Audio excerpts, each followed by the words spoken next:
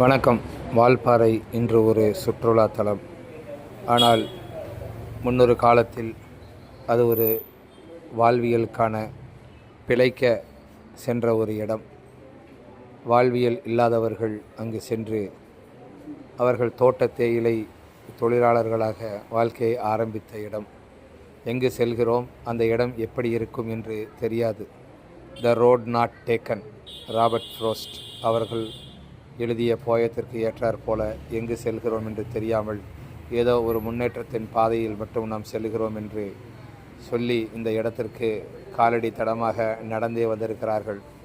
துரை என்பவர் குதிரையிலே செல்ல அங்கலக்குறிச்சியிலிருந்து நடந்தே வால்பாறை சென்று வால்பாறையை உருவாக்கியிருக்கிறார்கள்.